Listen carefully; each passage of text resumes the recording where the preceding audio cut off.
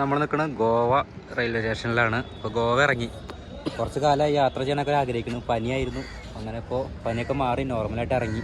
ഇപ്പോൾ സ്റ്റേഷനിലുണ്ട്. ഇപ്പോൾ ഞങ്ങൾ തൃശ്ശൂരിൽ നിന്ന് ഇറങ്ങിയതാണ്. മാക്സിമം ഒരു രാത്രി 9:30 കയറിയിട്ട് എത്തുമ്പോൾ തന്നെ 1 മണി അടുത്തു. ട്രെയിനെ കുറേ പിടിച്ചിട്ടു.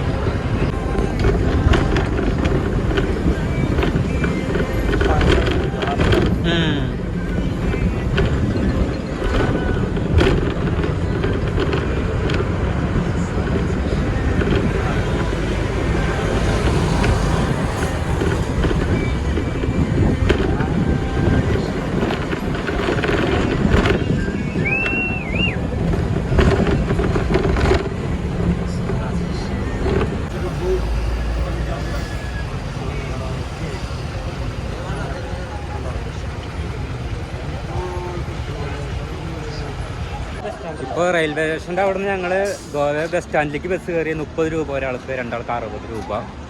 ഒരു പ്രത്യേക തരം ഒരു ഏരിയ കേട്ടോ. കണ്ടതിലെ കുറച്ച് ഡിഫറൻറ്റ്. നമ്മൾ ഫുഡ് കഴിച്ചിട്ടില്ല, ഭക്ഷണം കഴിക്കണം മെയിനായിട്ട്. പിന്നെ ഇവിടെ പഴയ തറവാടുകളുണ്ട്, കുറേ വീടുകൾ, പഴയ വീടുകൾ അങ്ങനെ കുറേ ഉണ്ട് കേട്ടോ. അതിന് വരുമ്പോൾ ബസ്സിന് ജനലുകൾ നോക്കിയപ്പോൾ ഒരുപാട് ഓൾഡ് വീടുകൾ കുറേ കാണാൻ പറ്റും, നല്ല രസമുള്ള വീടുകൾ. ഒരു പോർച്ചുഗീസുകാരെ മെയിൻ കേന്ദ്രമായിരുന്നില്ലേ ഈ ഗോവ എന്ന് പറയുന്നത്. ഇവിടെയൊക്കെ ഒന്ന് മൊത്തം ചുറ്റിയടിക്കാം. ഇവിടെ ബസ് സ്റ്റാൻഡ് വലിയ ബസ് സ്റ്റാൻഡാണ്, പക്ഷേ ഫുഡ് നമ്മൾ തെണ്ടിപ്പോവും.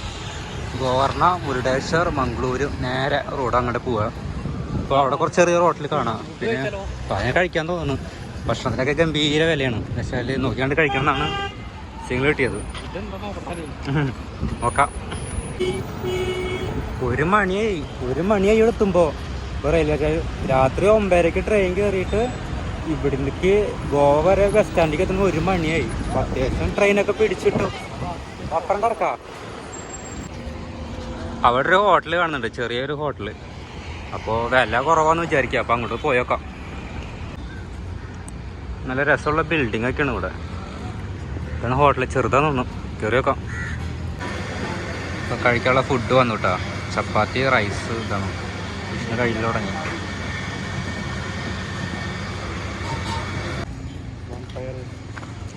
ഇപ്പോൾ ഫുഡൊക്കെ കഴിച്ചു. നല്ല ഫുഡ് കേട്ടോ. 2 ചപ്പാത്തി, ചെറിയ ഇതിൻ്റെ റൈസ്, പിന്നെ ഉള്ളിക്കറി, പിന്നെ ഒരു കൈപ്പക്കയുടെ ചെറു ഉപ്പേരി. ടേസ്റ്റായിട്ടുണ്ട് സംഭവം.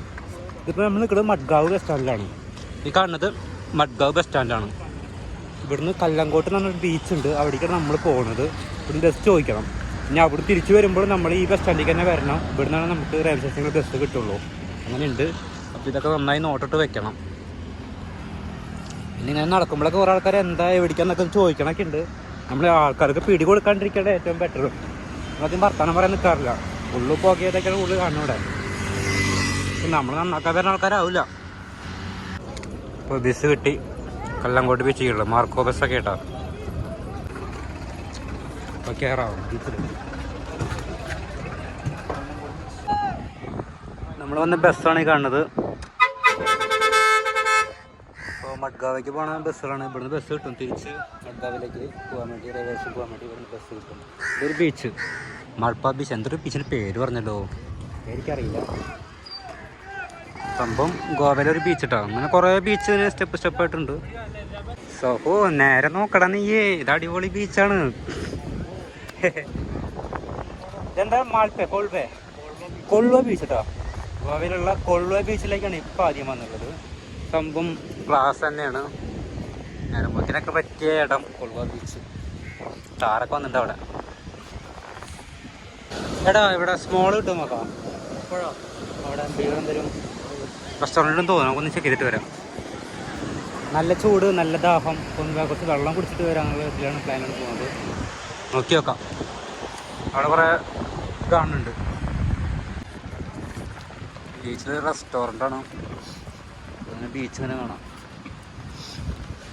സംഭവം അടിപൊളിയാട്ടോ. നല്ല രസം തന്നെ കാണാം. കൊണ്ടുകൊണ്ടിരിക്കുക. ഇവിടെ രാത്രിയൊക്കെ നല്ല രസമാവും കേട്ടോ. എന്താ വെച്ചാൽ എല്ലാവരും രണ്ടെണ്ണം അടിച്ച് പാട്ടും വെച്ച് ഡാൻസ് കളിക്കുക, അവിടെ ഇരിക്കുക. അമ്മാതിരി വൈബോടെ വൈബ് ഏരിയകളാണ്. പിന്നെ കുളിക്കണമുണ്ട്, നമ്മൾ നനയണമൊന്നുമില്ല.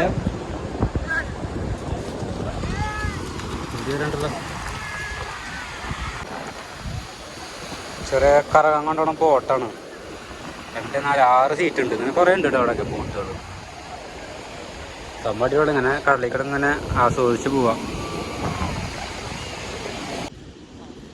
ഈ ഒരു സെറ്റ് നല്ല അടിപൊളിയാണ്, കാണാൻ നല്ല രസമുണ്ട്. ലൗന്നൊക്കെ എഴുതിയിട്ട് നൈറ്റ് ആകുമ്പോഴാണ് നോട്ടി തകർക്കുക. നൈറ്റ് എന്തായാലും വരണം. ഞാൻ വേറെ ബീച്ചിൽ ഇതുപോലെ ഉണ്ടാവും. ചെറിയൊരു പാർക്കാണ് കുട്ടികൾക്കുള്ള. നല്ല രസമുണ്ട് കാണാൻ. ഇവിടെയൊക്കെ നല്ല വെയിലാണ്, ഇവിടെ കുറച്ച് തണുപ്പുണ്ട്.